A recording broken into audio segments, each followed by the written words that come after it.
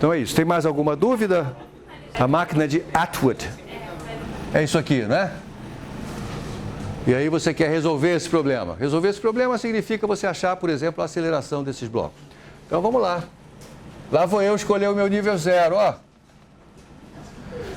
Sulamita, você pode escolher o nível 0 aqui embaixo se você quiser.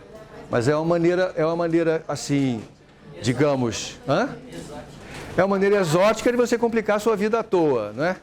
Porque ao escolher esse nível 0, tudo fica mais fácil. Eu vou orientar um eixo X para baixo. Ó, aqui, aliás, deixa eu mudar de nomenclatura. Eu vou chamar isso aqui de M1, isso aqui de M2, tá bom? Então eu vou dizer que a posição da massa M1 é X1, que a posição da massa M2 é X2. E os dois apontam para baixo, que é o eixo, que é o sentido que eu escolhi chamar de positivo. Legal? A restrição que eu tenho é que o X1 positivo, somado com o X2 positivo, somado com esse πr que está aqui, tem que dar o comprimento total do fio. Vamos chamá-lo de L, que é original. Então, X1 mais X2 mais πr tem que dar L, comprimento do fio. Eu estou levando em conta aqui o raio da rodana, tá vendo? X1 mais X2 mais o pedaço de fio que está enrolado na parte superior da rodana. E o que nos interessa aqui é a relação entre as velocidades. Aí eu derivo isso aqui, dá X1 ponto mais X2 ponto. O resto tudo é constante, igual a zero. Então sumiu o πr e o L, desapareceram. Por isso, né? E aí, a lagrangiana eu vou escrever assim, eu vou escrever ela direto, né? Porque essa daqui é muito moleza, né?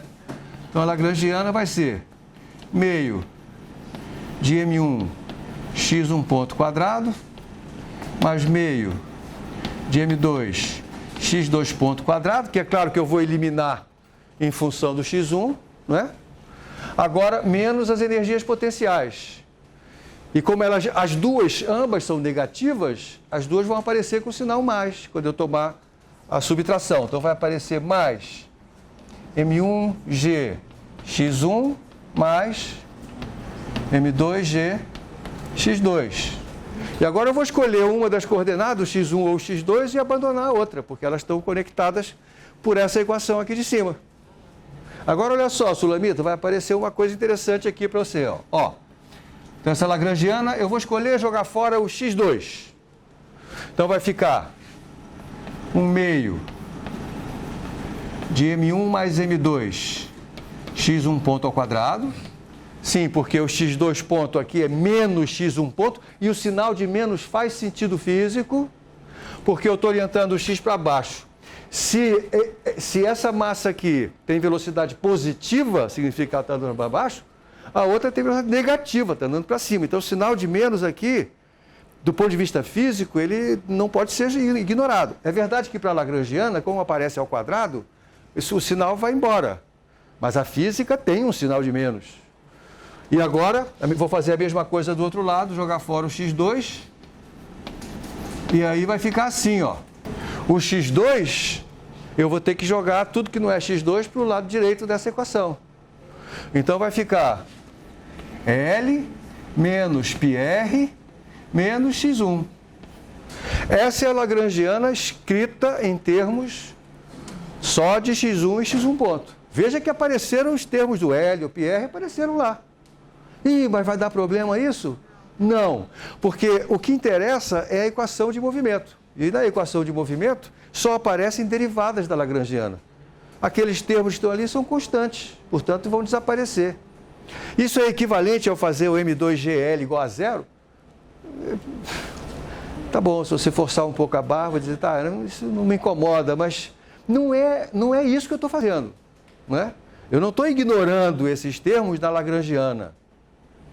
Mas só que, como eles não vão ter nenhuma influência na dinâmica, eu nem me lembro mais deles, né? Mas como a gente está numa disciplina, que está aprendendo pela primeira vez e tal, eu mantenho eles lá. Mas pode ser que daqui a um ano, quando você estiver muito acostumado com isso, eu nem escreva mais isso. Olha só, às vezes nós físicos fazemos isso. E aí o pobre do aluno que não está acostumado acha que eu fiz aquele C0. Não é isso, não.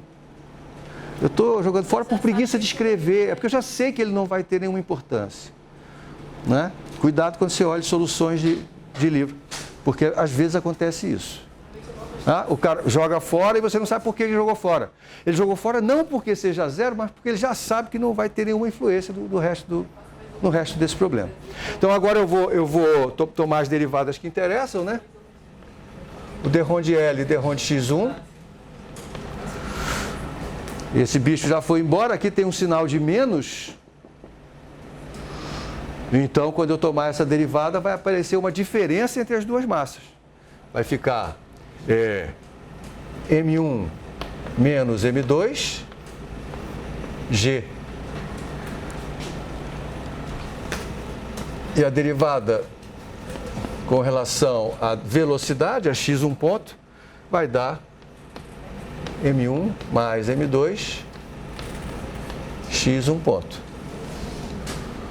E a equação de movimento, força generalizada, que é a derivada com relação a x1, igual a taxa de variação do momento generalizado, que é... E é claro que nesse segundo termo, só a parcela x1 ponto depende de t, então isso aqui é M1 mais M2.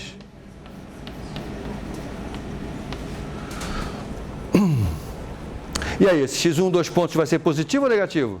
Depende da diferença entre M1 e M2. Se M1 é maior do que M2, isso aqui é um número positivo. x1 ponto ser positivo significa que a massa M1 está com aceleração para baixo. E vice-versa.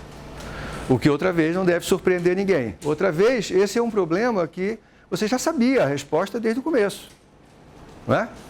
Você tem uma força puxando para baixo de um lado, uma força puxando para baixo do outro. A força que ganhar da outra é que está mandando, né?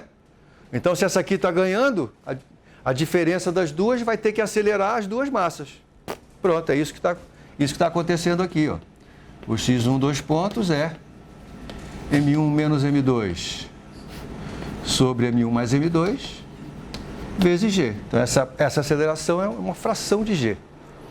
Eu já mencionei isso antes, né? É por causa disso que essa máquina foi inventada, né? Essa máquina foi inventada porque é uma boa maneira de eu construir um sistema físico sujeito à ação gravitacional, de forma que a sua aceleração de queda seja menor do que G. Porque G é um número muito grande, então, grande assim para os nossos padrões antropomórficos, né?